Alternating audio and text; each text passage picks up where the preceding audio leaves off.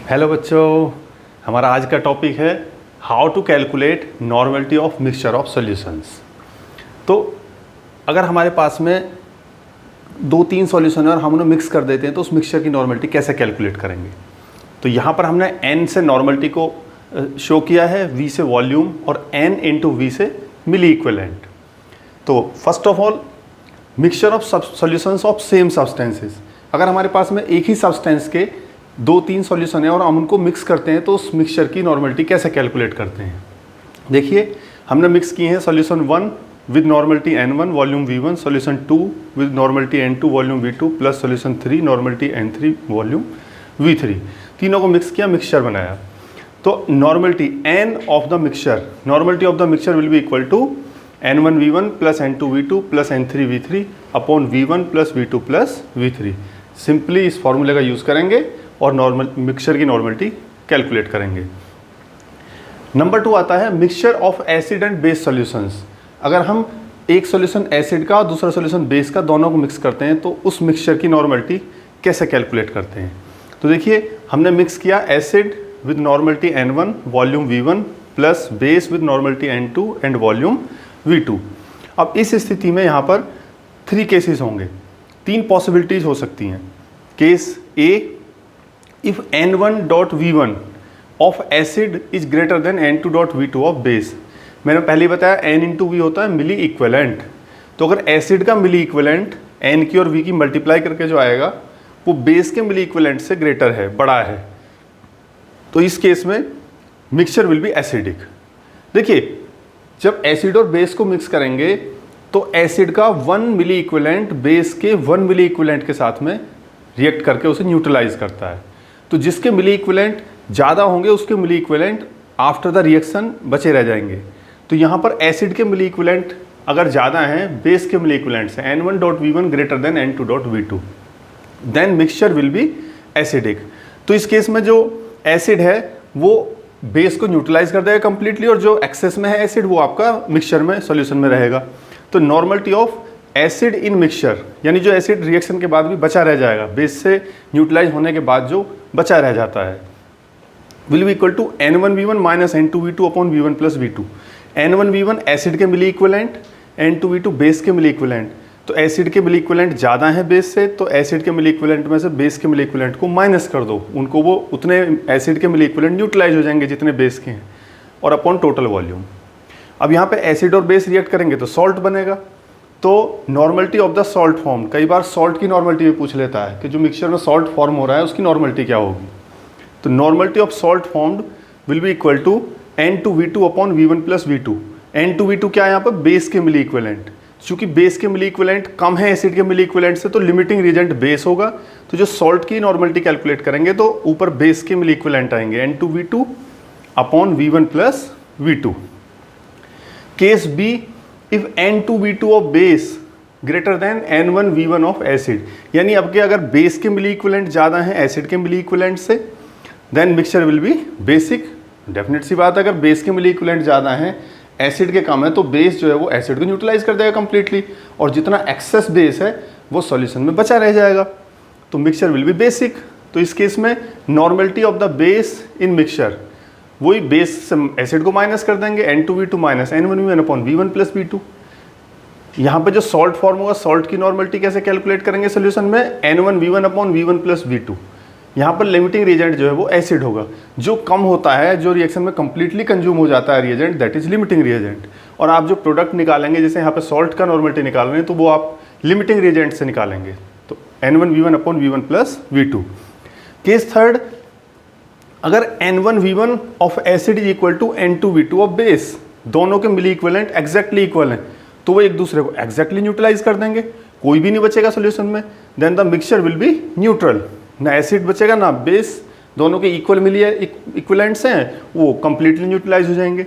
यहाँ पे बचेगा सॉल्ट, तो normality of salt in the mixture will be equal to n1v1 और n2v2 because both are equal divided by v1 plus v2। यहाँ पे कोई लिमिटिंग रिएजेंट नहीं है। चलिए इसे एक न्यूमेरिकल प्रॉब्लम की हेल्प से इसे जो है और अब आपको समझाते हैं। एक न्यूमेरिकल प्रॉब्लम लेते हैं तो उससे आपको क्लियर होगा ये। न्यूमेरिकल प्रॉब्लम लेते हैं, हम लेते हैं 50 ml N/5 HCl is mixed with 50 ml N/10 NaOH। अब रिजल्टिंग सॉल्यूशन एसिडिक होगा या बेसिक होगा? What will be the nature of resulting solution?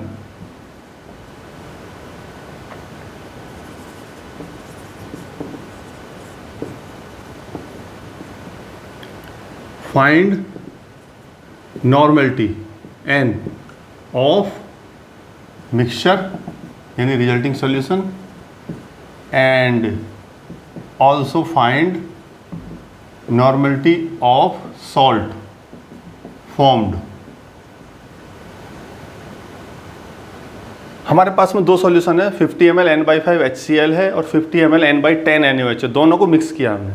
यहाँ पे एक एसिड है HCl, दूसरा बेस है। तो what will be the nature of the resulting solution? Resulting solution का नेचर क्या होगा, कैसे कैलकुलेट करेंगे? हमने अभी बताया एसिड के और बेस के मिली इक्विवेलेंट कैलकुलेट कर लीजिए। पहले एसिड के करते हैं। एसिड के milliequivalent N1V1 is equal to N1V1 कितना है यहाँ पे? V 50 है, N है 1/5, तो 50 इंटू 1/5 कितना है अभी? ये आता है 10 milliequivalent, 10 milliequivalent of HCl। Base के निकालते हैं, बेस के मिली इक्विवेलेंट N2V2 कितना है? N2 1/10 V2 50, तो 1/10 इंटू 50 ये आ गए 5 milliequivalent, 5 milliequivalent of NaOH।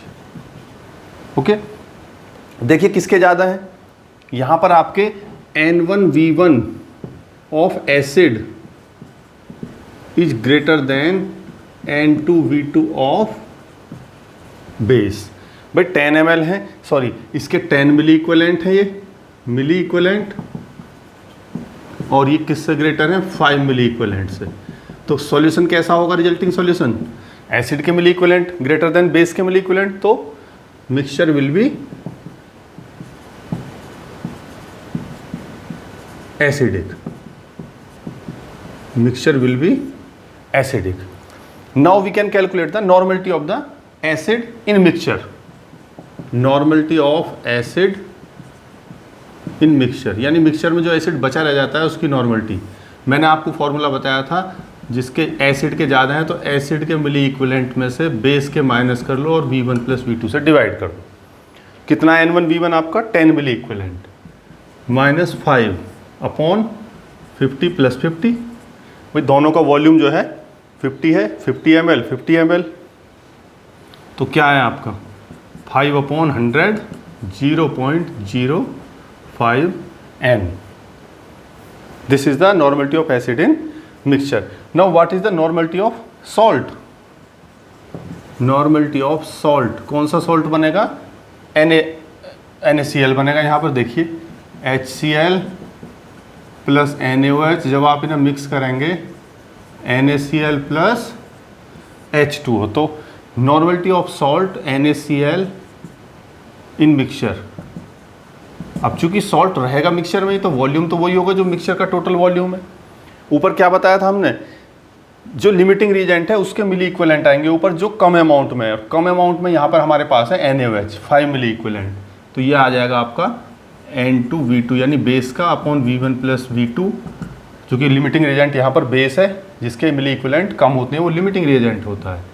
5/50 + 50 5/100 is equal to ये भी 0.05 N आता है। तो इस तरह से हम जो है मिक्सचर की नॉर्मलिटी और मिक्सचर में बनने वाले सॉल्ट की नॉर्मलिटी कैलकुलेट कर सकते हैं। तो अगर आपको वीडियो पसंद आया हो तो लाइक करें, और इसी तरह के और वीडियो देखने के लिए हमारे चैनल को सब्सक्राइब करें। Thank you.